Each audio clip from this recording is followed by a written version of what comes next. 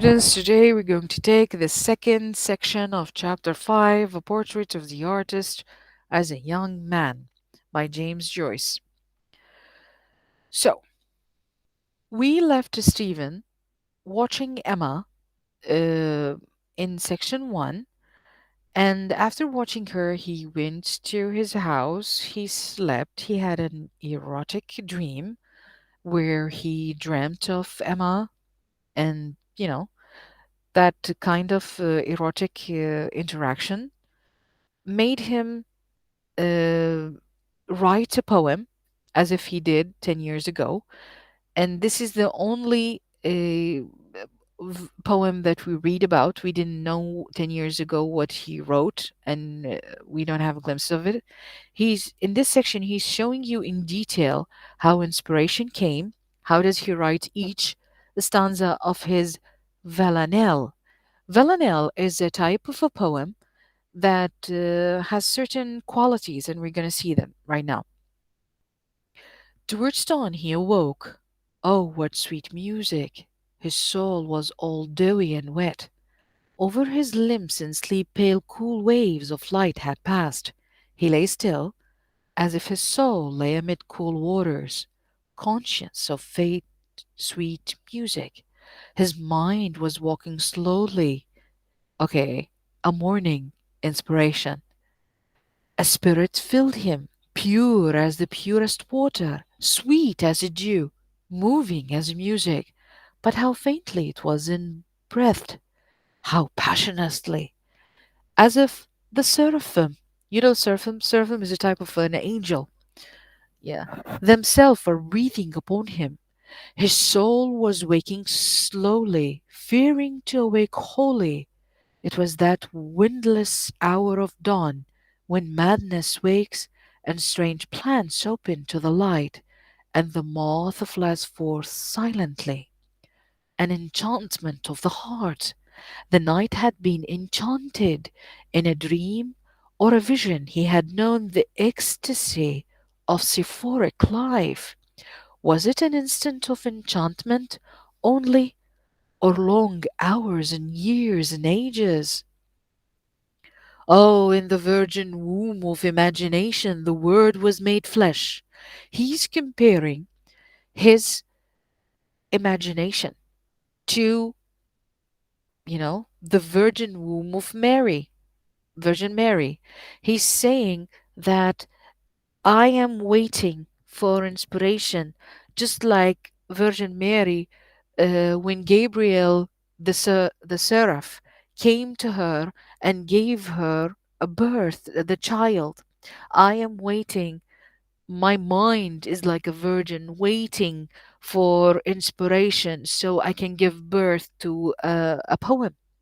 And after a glow deepened within his spirit, whence the white flame had passed, deepened to rose and ardent light. The rose and ardent light were her strange, wilful heart. Are you not weary of ardent ways, lore of the fallen seraphim? Tell no more of enchanted days. Here, he's telling you that he felt a rhythmic movement of a villanelle pass through them. The rose like glow. He's watching the the wall of his bedroom has rose-like shapes, and here his imagination is ignited. He had rays of rhythm, ways, days, blaze, praise, rays, and the blaze burned up the world, consumed hearts of men and angels. And then he says, your eyes had set man's heart ablaze. His, her eyes, whose eyes? Emma's eyes, of course. Yes. First, he's comparing uh, with Virgin Mary and Gabriel. Then he moves to Emma because she's also pure image of a girl, and but she sets man's hearts on blaze, on fire. And you had your will of him. You controlled him. because of your beautiful eyes. Okay. Are you not weary of word and ways? Then the rhythm died away, ceased, began again to move and beat, and then smoke, incense ascending from the altar of the world.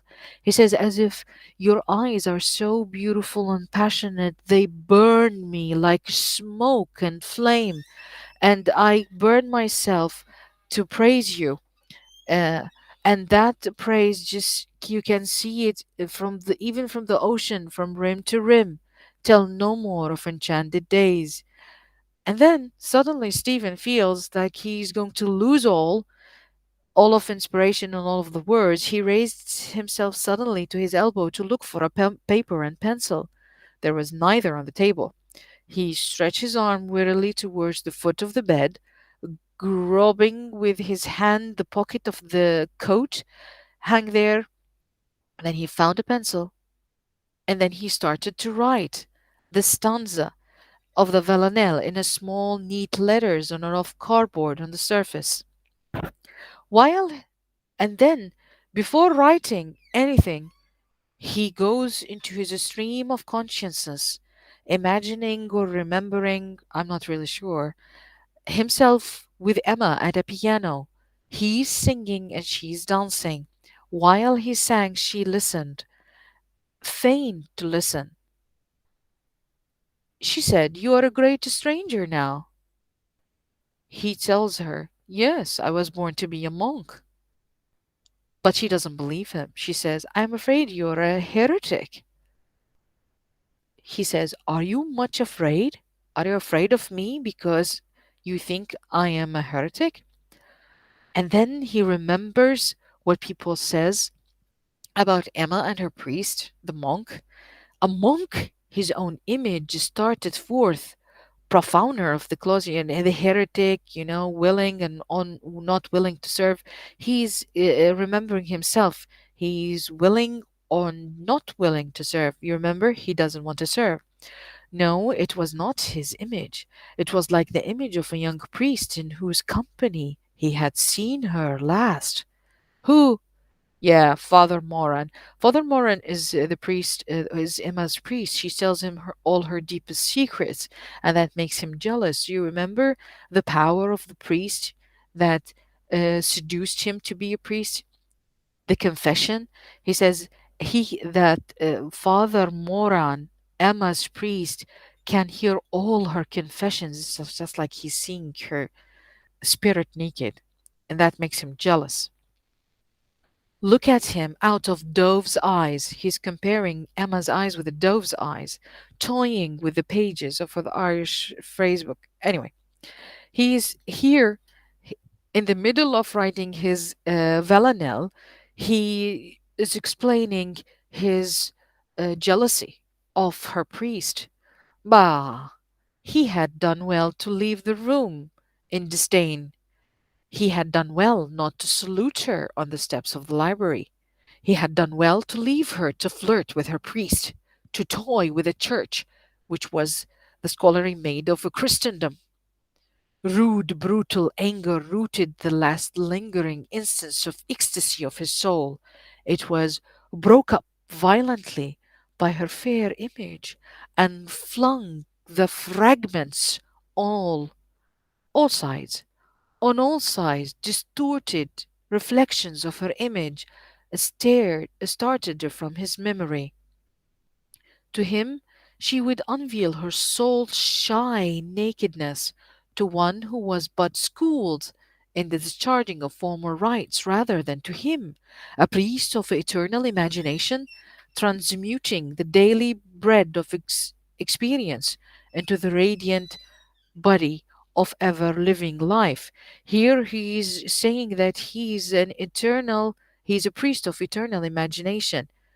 Although he was not a priest, and he said he refused to serve, but he is here a priest of eternal imagination. Now he goes back to his writing his villanelle, the radiant image of the Eucharist united again in an instant his bitter and disappearing thought. Their cries are rising and broken in the hymn of thanksgiving. Here he's taking a Christian um, imagery, beautiful imagery of the Eucharist, which means the communion. Do you remember when the Soborian came to him? The Soborian came to him, this image of giving the flesh and the blood of the Christ. Here he is saying that his jealousy could break. He is not just speaking only about himself. He's speaking about all men who are ardent, who are tired of women tempting them, and not they are not able of doing anything.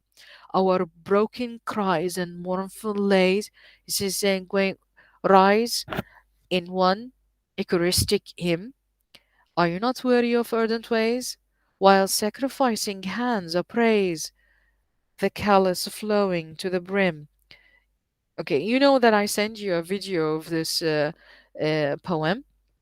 I send you with an Irish accent because to read it and to listen to it with an Irish accent is very beautiful. Anyway, he is tired. He's worried. He's worried of all women, of their ardent ways. He was just remembering 10 years from Wisdom of Children of Folly. He has written her to her 10 years ago a poem, and he's tired. Have he sent her her verse? Would she read them in front of her family and make fun of him? Will she show them to her priest? And then he just comes to a realization. No, no, no, that was folly. Even if he sent her the verses, she would not show them to others. No, no, she could not.